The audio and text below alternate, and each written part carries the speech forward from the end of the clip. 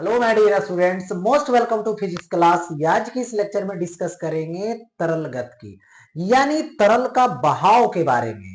तरल का बहाव किस तरीके से होता है, किस किस टाइम में होता है, इसी की बात करने वाले हैं, इसी का डिस्कशन करने वाले हैं। तो यदि आप चैनल पे पहली बार हैं तो चैनल को सब्सक्राइब कर लें और इस सेशन को लाइक कर दें। चलते हैं आज की टॉपिक तरल गति में। सबसे पहले बात आने वाला है कि तरल जो है, तरल का मतलब क्या, लिक्विड और गैस। लिक्विड हो या गैस हो वो तरल है और उसी का यहां पर फ्लो होने वाला है। और जब फ्लो होता है, जब बहाव होता है और उसी के बारे में देखा जाए तो वही होता है तरल गति। और इसी की बात की जाए तो जब तरल, तरल मतलब गैस या फिर कोई द्रव, क्या होता है, इस तरह गति करता है कि तरल के कण के बीच, ठीक है, तरल के कणों के बीच कहा जाए सापेक्ष गति हो तो तरल बहता हुआ कहा जाता है। मतलब तरल का एक कण दूसरे कण के सापेक्ष गति कर रहा हो तो इसको तरल का बहाव कहा जाता है या बहता हुआ तरल कहा जाता है। अब चलते हैं तरल के प्रवाह जो हो रहा है, जो बहाव हो रहा है, ठीक है, तरल का प्रवाह बोलिए, बहता हुआ तरल बोलिए, है ना। तो ये कितने टाइप से होता है, इसकी टाइप के बारे में सबसे पहले अब चलते हैं। तो सबसे पहले देखिए नियत प्रवाह आता है जिसको स्टेडी फ्लो बोला जाता है। यानी जब कोई तरल, यानी तरल मतलब लिक्विड या गैस, ठीक है, लेकिन यहां पर नियत प्रवाह उसी का होता है जो लिक्विड है। तरल में कौन सा पार्ट, लिक्विड पार्ट। अब देखिए तो वो क्या होता है, फ्लो करेगा तो शांत रूप में फ्लो करेगा, या तो गैस भी क्या रहेगा, यदि जो है से शांत रूप में फ्लो करेगा, ठीक है। तो तरल यानी लिक्विड या गैस, ठीक है, का ऐसा बहाव जिसमें किसी भी बिंदु पर उसका वेग, घनत्व और अन्य गुण, जैसे डेंसिटी हो गया, घनत्व हो गया, ठीक है, और होता क्या, विस्कोसिटी होता है, ठीक है, पृष्ठ तनाव होता है, ये सब और अन्य गुण समय के साथ नहीं बदलते, यानी प्रवाह की दर और दिशा स्थिर रहता है। यानी उसकी जो दिशा है प्रवाह की वो भी स्थिर रहता है, तो उसी को नियत प्रवाह कहा जाता है या तो शांत प्रवाह कहा जाता है। यानी शांत रूप में कहीं लिक्विड फ्लो कर रही है तो उसी को बोला जाएगा यहाँ पे नियत प्रवाह।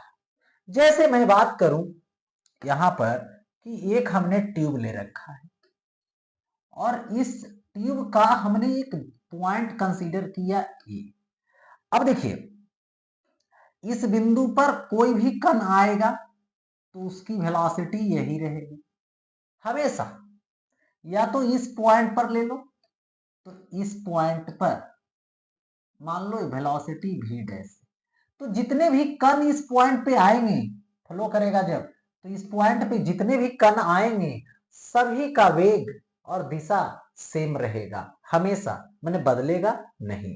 यदि यहाँ पे 10 मीटर प्रति सेकंड से एक कण पास किया तो दूसरा भी आएगा तो 10 मीटर प्रति सेकंड के वेग से ही पास करेगा और उसी दिशा में पास करेगा, अगले कण का अनुसरण करेगा, अगले कण के दिशा में ही जाएगा, जैसे वो इस पॉइंट को क्रॉस किया है उसी तरह से सब। तो उस समय इसको क्या बोला जाता है, नियत प्रवाह बोला जाता है। यानी नियत जो प्रवाह हो रहा है वो इस तरह का प्रवाह है।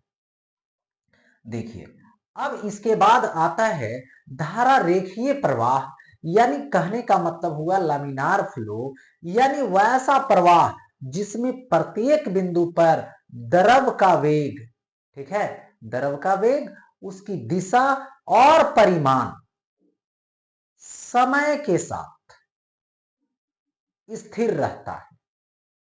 यदि द्रव का वेग क्रांतिक वेग से कम हो, ठीक है, यानी कम है, तो धारा रेखीय प्रवाह कहलाता है।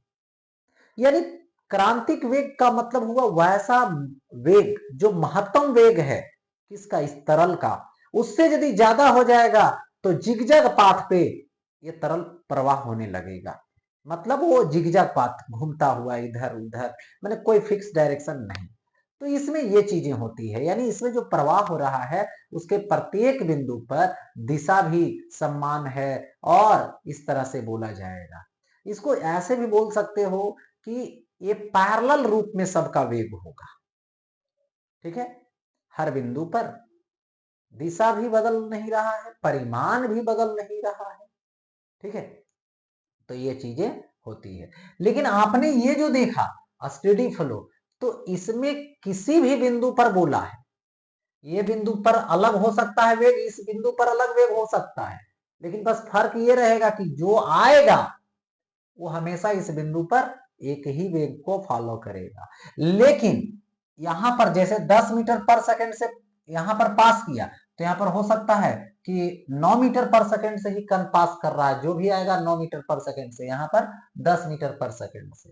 लेकिन इसमें क्या है कि प्रत्येक बिंदु, जैसे यहां बिंदु ले, यहां बिंदु ले, यहां बिंदु ले, यहां बिंदु ले, कहीं भी ले, तो परिमाण और दिशा नहीं बदलने वाला है, सेम रहेगा।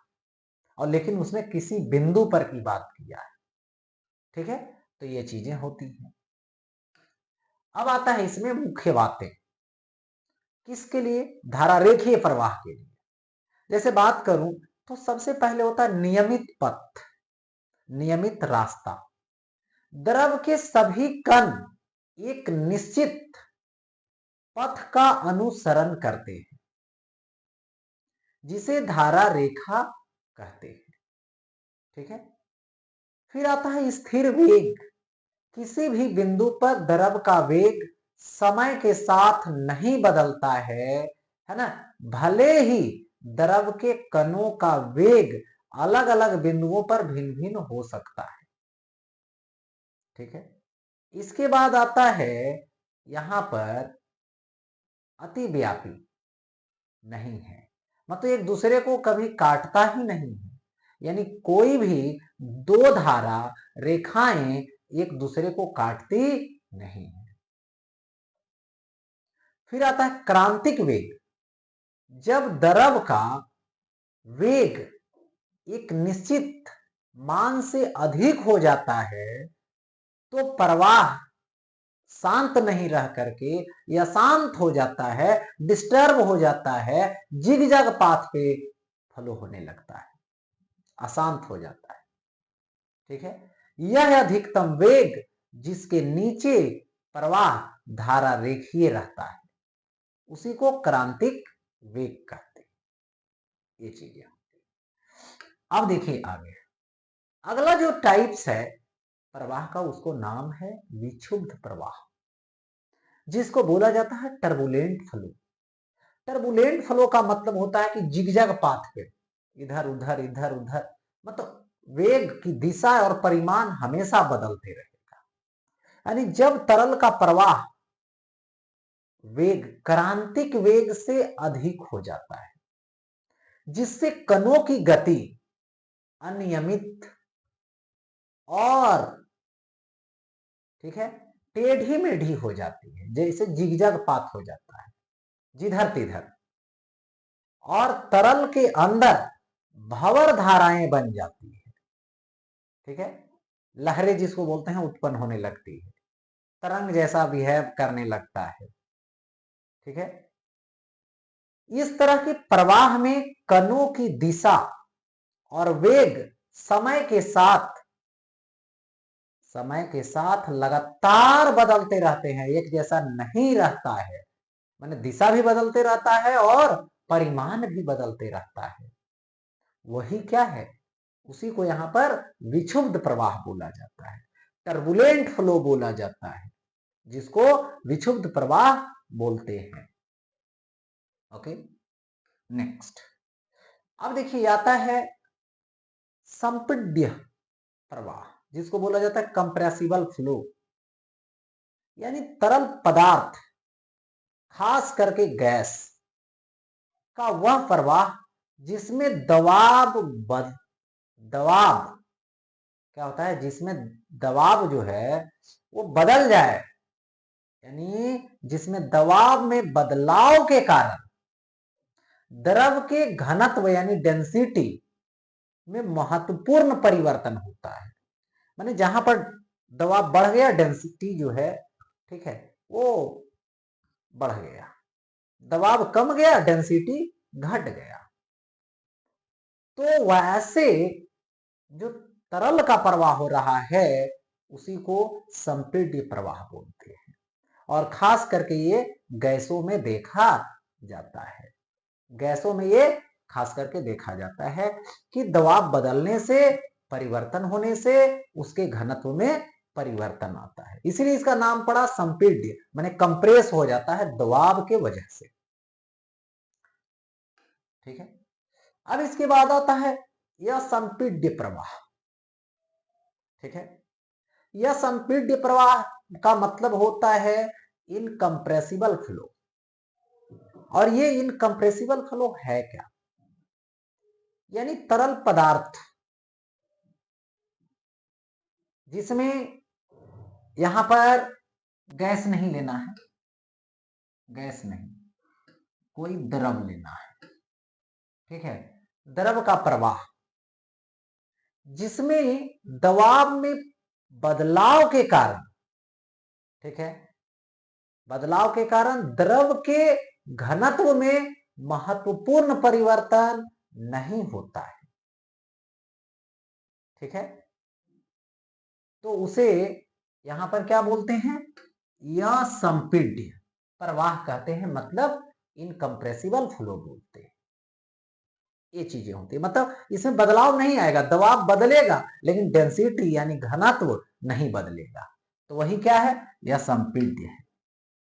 इसके बाद आता है घूर्णन प्रवाह, रोटेशनल फ्लो। कभी कभी देखते होंगे कि हवा का जो प्रवाह हो रहा है, हवा जो बह रही है, कभी अचानक गोल गोल गोल गोल घूमते हुए आगे बढ़ेगी, तो वो क्या है? घूर्णन प्रवाह है। यानी वह द्रव प्रवाह जिसमें द्रव के कण या गैस के कण अपनी धुरी पर, अपनी अक्ष के अनुदिश यानी अपनी अक्ष के चारों तरफ घूमते हुए आगे बढ़ता है, जिससे प्रवाह क्षेत्र में भंवर या घूर्णन पैदा हो जाता है, उसे घूर्णन प्रवाह कहते हैं। ये खास करके देखिएगा गर्मी के दिनों में जब हवा जो है से चलने लगेगी तो कभी कभी ऐसा होगा कि घूमते घूमते घूमते घूमते आगे बढ़ेगा। कभी कभी जो है से बरसात तेजी से होने लगता है तो नालियों में जो पानी का प्रवाह होने लगता है वो कहीं कहीं पर गोल गोल घूम करके आगे बढ़ता है, घूमते हुए, इस तरह से। तो ऐसे प्रवाह को घूर्णन प्रवाह यानी रोटेशनल फ्लो यहां पर कहा जाता है। तो इसी के साथ प्रवाह का जो टाइप था यहीं पे एंड होता है।